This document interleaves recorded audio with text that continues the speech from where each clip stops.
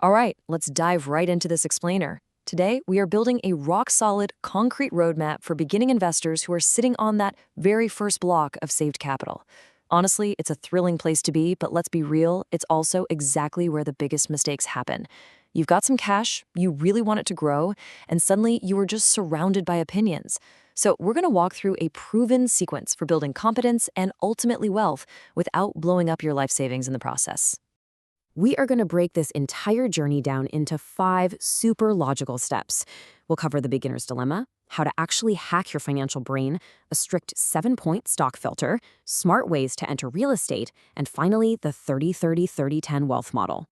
So step 1, the beginner's dilemma. Let's just go ahead and address the massive elephant in the room that pretty much every early stage investor runs into. Literally, everybody asks, should I start with stocks or real estate? And, usually when you dig into why they're asking, it's just because they have a friend or a brother-in-law making some money in one of those buckets. Someone at the gym says they are absolutely crushing it on a rental property, and suddenly you feel this intense FOMO to just jump headfirst into real estate too. But we need to contrast the worst-case scenarios here, because it makes it incredibly obvious why beginners really need to start with stocks. Think about it. The worst-case scenario when you buy a quality stock as a beginner, the value drops. It's a bummer, sure, but it is completely contained. On the flip side, beginner real estate mistakes can be absolutely catastrophic. You could buy a property and immediately get hit with a collapsing roof, a tenant suing you for mold, or someone who refuses to pay rent but just won't move out.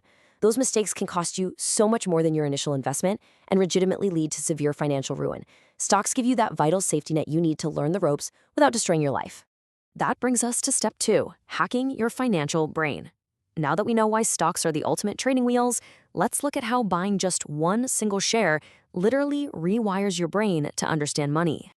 Okay, so there is this fascinating psychological effect called the Baader-Meinhof phenomenon.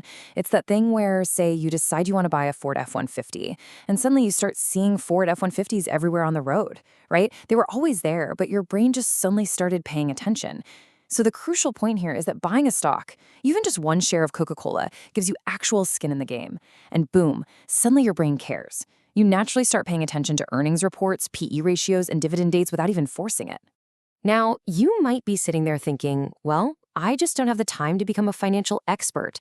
Listen, studies show it only takes 20 hours of focused, skin-in-the-game effort to actually become competent at something.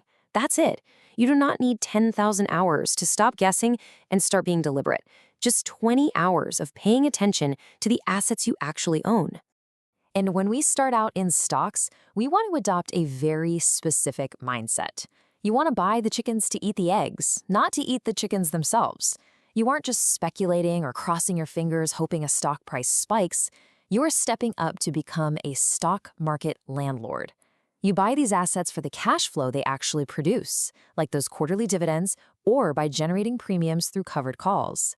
Let's move on to step 3, the 7-point stock filter.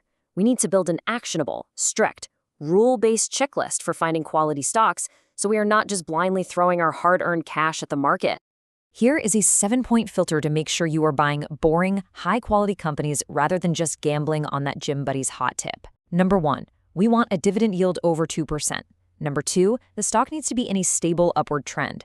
3, it has to have options available so we can create multiple income streams later.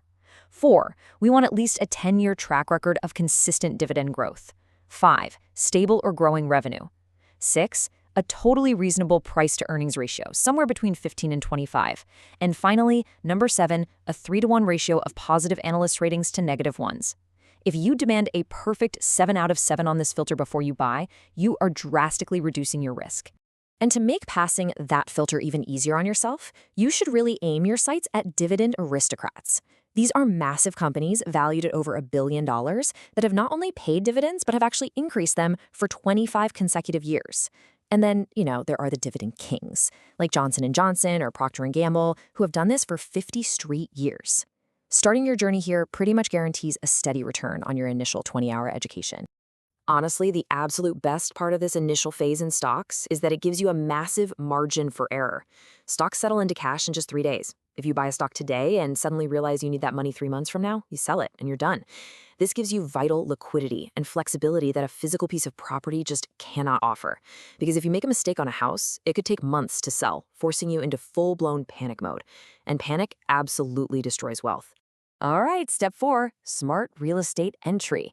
Once you have safely built your competence in the stock market and you really understand how money behaves, then it's time to tactically expand into real estate, but doing it without blowing yourself up. But first, a major warning here.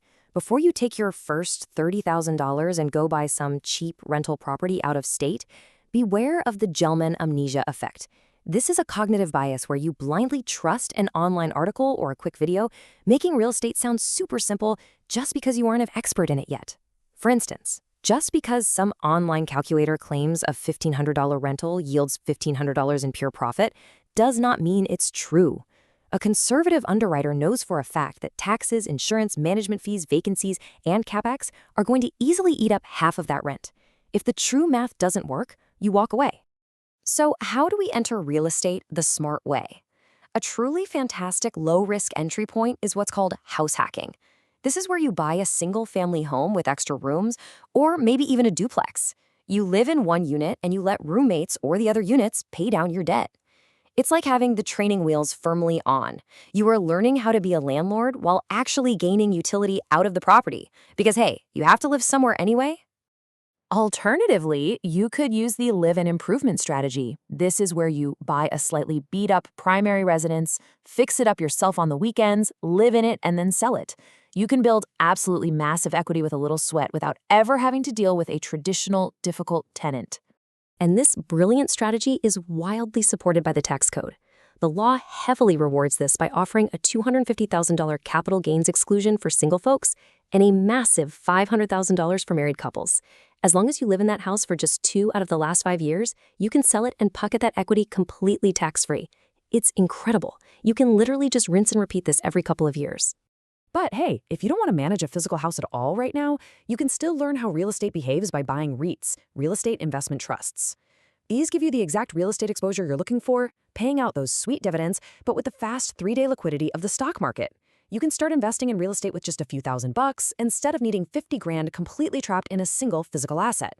Finally, step 5, the 30-30-30-10 wealth model.